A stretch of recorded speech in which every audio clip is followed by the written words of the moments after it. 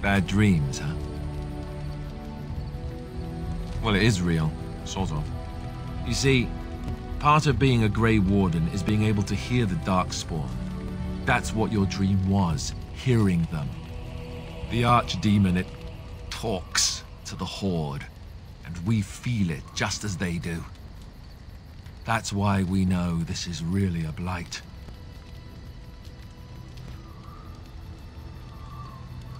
I don't know if it's really a dragon, but it sure looks like one. But yes, that's the Archdemon. It takes a bit, but eventually you can block the dreams out. Some of the older Grey Wardens say they can understand the Archdemon a bit, but I sure can't. Anyhow, when I heard you thrashing around, I thought I should tell you. It was scary at first for me too. That's what I'm here for.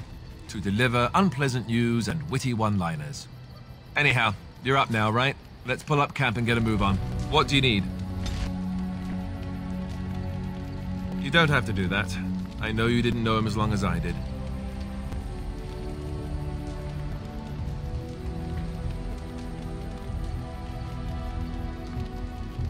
I should have handled it better. Duncan warned me right from the beginning that this could happen. Any of us could die in battle. I shouldn't have lost it, not when so much is riding on us, not with the blight and everything. I'm sorry.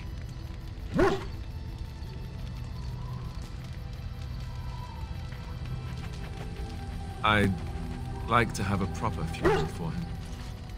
Maybe once this is all done, if we're still alive. I don't think he had any family to speak of.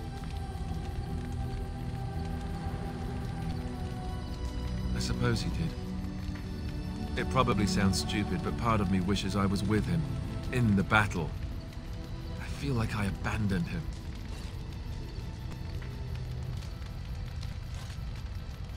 Yes, I know. I think he came from High Ever, or so he said. Maybe I'll go up there sometime. See about putting up something in his honor. I don't know. Have you had someone close to you die? Not that I mean to pry, I'm just...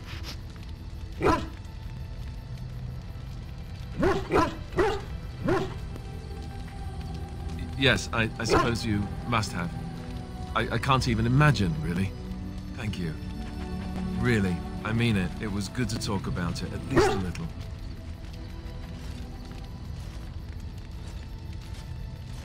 I'd like that.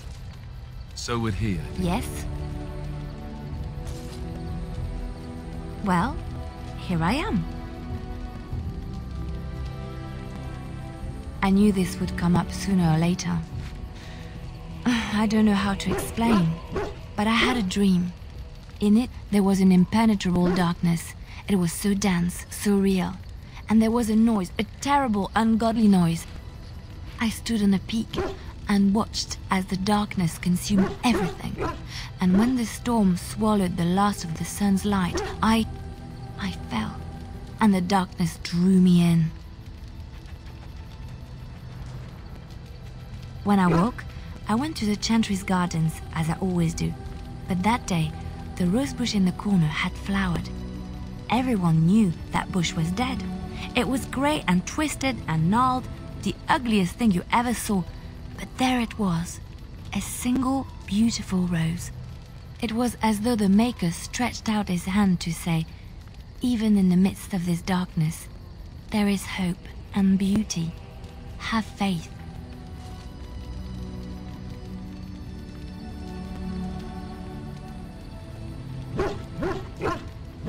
In my dream, I fell, or maybe I jumped. I'd do anything to stop the blight. I know that we can do it. There are so many good things in the Maker's world. How can I sit by while the blight devours everything?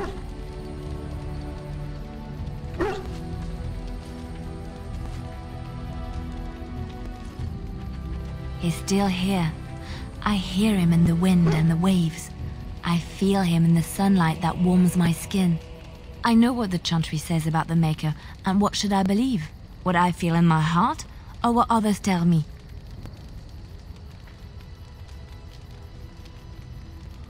Thank you. It's nice to find someone who agrees. I know what I know, and no one will ever make that untrue. Why are we stopping?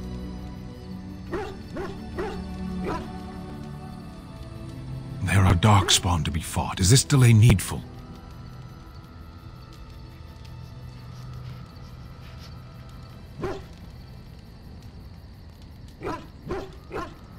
You are concerned. No need. I am fit enough to fight. No.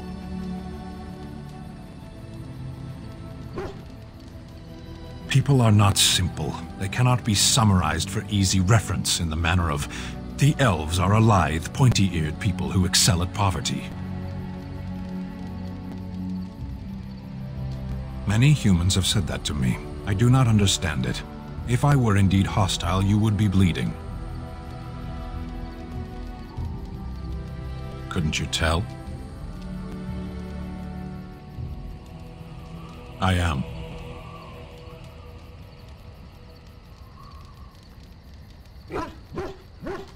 The Antam are the eyes, hands, and mouth of the Kunari. We are how my people know the world.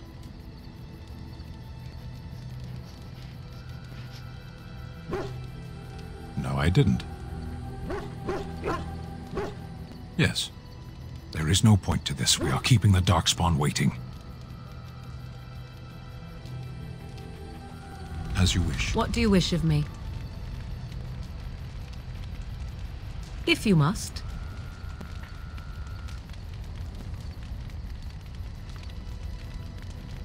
I was not born such. 'Tis a skill of Flemeth's, taught over many years in the wilds. The chastened have tales of we witches, saying that we assume the forms of creatures to watch them from hiding. When a child is alone and separate from his tribe, that is when we strike, dragging the young boy kicking and screaming to our lair to be devoured. A most amusing legend.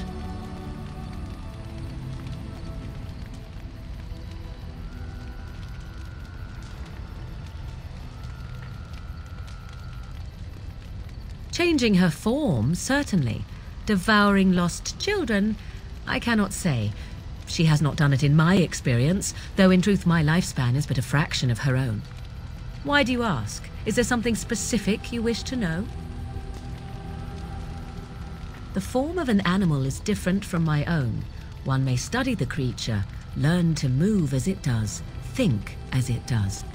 In time, this allows one to become as it is. I gain nothing by studying another human. I already am the same as they are. I learn nothing. So the answer is no, my human form is the only one I possess. Anyone with sufficient will, but the act of transformation is a magical one. 'Tis a spell and thus requires a mage's talents. If you had a notion to learn such a skill for yourself, sadly, you must remain disappointed. There were nights when the wilds called to me, 'tis true. You look upon the world around you and you think you know it well. I have smelled it as a wolf, listened as a cat, prowled shadows that you never dreamed existed. But my life is as a human. I am under no illusions to the contrary. They do not shy away from me. To their senses, I believe I seem like any other of their species. As to what they think, I truly cannot say. Just as I am still human, no matter my form, they are still animals. Thus they cannot speak, even were I to ask.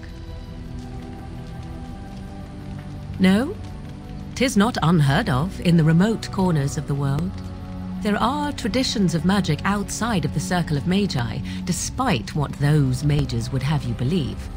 Some of these traditions are old, indeed, passed down as carefully guarded lore from one generation to the next. The zealots of the chantry would uproot all such practitioners if they could, but as luck have it, some still exist. My mother is such a one. Not all apostates use the forbidden blood arts. Maleficarum do, but to condemn all who do not fall under the circle's thrall for the sake of what might be is a dangerous path to walk. There are those who look on the word apostate as meaning freedom. Indeed. Have you an opinion on my abilities, then? Am I an unnatural abomination to be put to the torch? No doubt it would.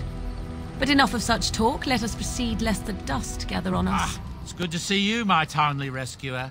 Bodon Feddick, at your service, once again. I saw your camp and thought to myself, what safer place to rest for the evening than in the camp of a Grey Warden? I'm perfectly willing to offer you a fine discount for the inconvenience of our presence. How does that sound? Good? Yes?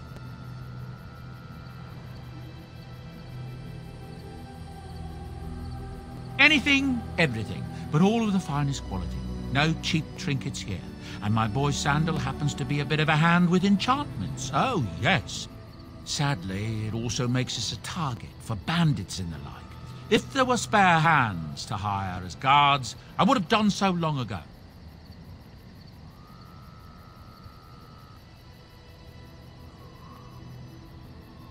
Wonderful. Thank the kind lady, won't you, boy? Thank you, kind lady. We won't be a bother to you and your companions, I assure you. If you should need enchantments, simply talk to my boy. Otherwise, come speak with me. You and your friends are formidable folk, indeed. It's good to have you along on the road. I suppose since you told me about you being a Grey Warden, it's only fitting for me to be as open. I am originally from Orzammar, the famed dwarven city that lies beneath the stately Frostback Mountains. I was a merchant there too, merchant caste. These things are in the blood, you know. You can't just leave them behind. I ran a fairly successful business. Rare artifacts, you know. Old things, grand things. The nobles loved them. Reminded them of the lost glory days, I suppose. Our kingdoms once spanned the length of Thados, from majestic Orzammar to Kal Sharok to glittering Darmalin far to the west. They say the gold and silver veins ran so thick through the stone of Darmalin that the entire city sparkled. The Darkspawn took it all, of course. One by one, the old Tigers fell, and then all that was left was Orzammar. But we were talking about how I ended up here, weren't we? One day, a noble woman came to my store. She looked around for a bit and then started shrieking in dismay. Apparently, she believed that a pair of braces I had for sale once belonged to her brother. He'd been lost in a cave-in, you see, while on an expedition to clear out the Darkspawn from one of the tunnels running close to the city. They were made specially for him. They're unique, she shrieked. He stole them from my poor brother's corpse. She had me arrested on the spot, of course. Nobles, they're touchy like that. Well, I didn't steal them. You see, I'd been paying these castless thugs to venture out into the deep roads for me. The lost Tigers, they're full of things that people left behind. Sometimes you can find a treasure, something worth a little gold. To the nobles it is. They believe everything in the Tigers belongs to the house that once dwelled there, even if it's in ruins and they haven't seen it in generations. The noblewoman, she wasn't too happy with the theft of her brother's braces. I don't know what they planned for me, and I didn't want to find out. Bribed the guard that was watching me and took off for the surface first opportunity I got. Never looked back.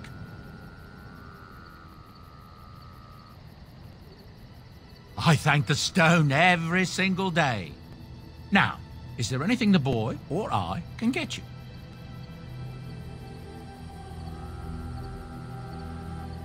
Ah, yes. I'm married to a fine woman back in Denerim, it's true. She'd give me a son if she could, but that's not likely to ever be. Sandal here, I found him in the deep roads years ago. Abandoned, I think, and he was never quite right in the head. I took him in, and I brought him with me when I came here to the surface. He may not be my blood, true, but I think of him as one. We left Orzammar. That's right, boy.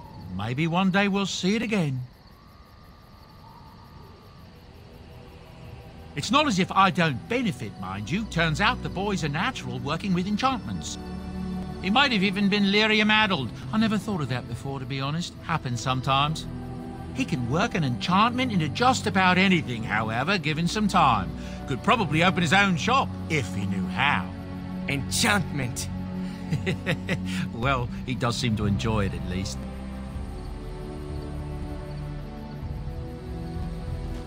Oh, why, you little... Me? Harassing your dog? I should say it's the other way round. Your furry friend here took offence at me getting near his food. He snapped at me, look.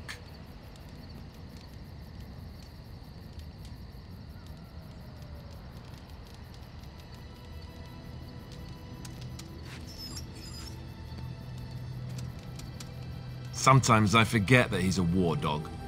That'll teach me. I once heard a really old legend about how the hound warriors in the days of the old tribes would feed their Mabari the flesh of the vanquished.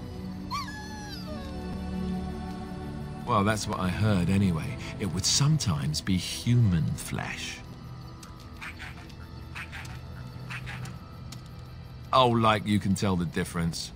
For all you know, maybe you've already been fed something. Someone.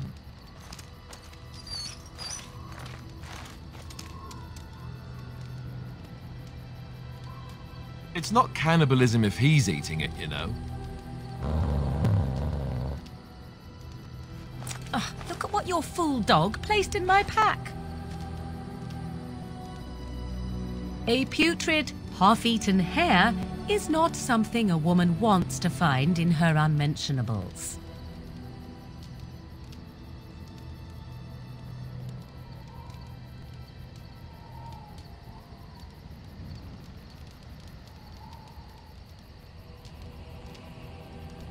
You are welcome to this if you really want it. The dirty mongrel can have this back.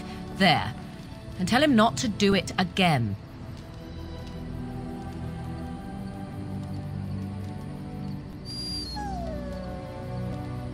I don't want it, you worthless fur bag.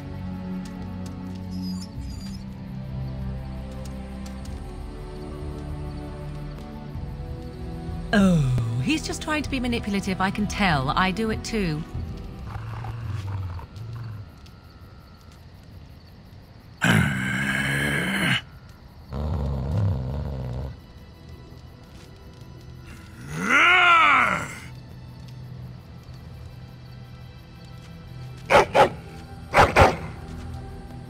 You are a true warrior and worthy of respect.